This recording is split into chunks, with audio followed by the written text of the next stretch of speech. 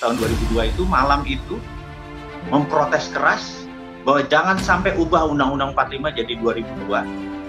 Dan ternyata hari itu terjadi, diubah Undang-Undang 2002. Undang-Undang 2002 yang saya protes adalah hilangnya GBHN, Garis Besar Haluan Negara, sehingga kebijakannya saat ini adalah per 5 tahun tergantung pemerintahnya.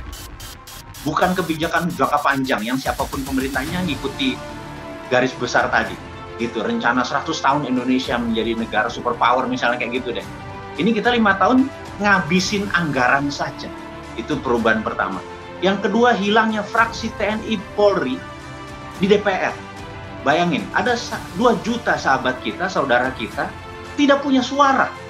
Padahal dia adalah garda terdepan pertahanan. Harusnya saya minta usul, balik lagi lah.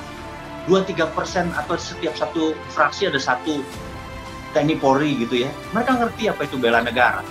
Sementara anggota DPR ini dengan bayar mereka jadi ke sana, mereka tahu apa tentang bela negara. Entah bagaimana sampai sekarang protesnya ini kok cuman sedikit orang yang menyadari bahwa itu pengebosan. Yang terakhir yang saya sedikit berat adalah pemilihan langsung one man, one vote. Harusnya tidak boleh Indonesia menggunakan popular vote, one man, one vote. Amerika negara besar, negara demokrasi aja tidak pakai one man, one vote, tetapi pakai bukan popular vote, tetapi pakai electoral vote. Suaranya bukan 1, tapi 4. Begitu membayar pajaknya sekian, suaranya 7. Jadi begitu orang-orang yang membayar pajak, taat pajak, segala macam, suaranya bukan 1, bisa 17.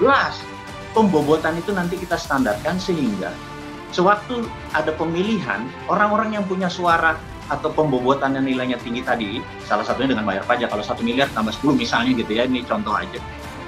Itu membuat kualitas, jadi begitu disebut, wah dia 17 loh suaranya, wah dia 24 loh suaranya, yang lain 1 gitu ya.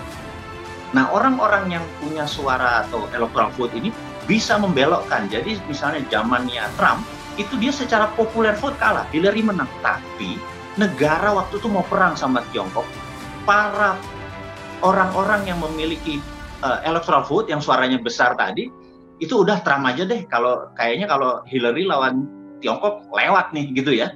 Itulah kalau orang-orang yang bernalar, berpendidikan, berpengaruh, suaranya jangan 1 gitu.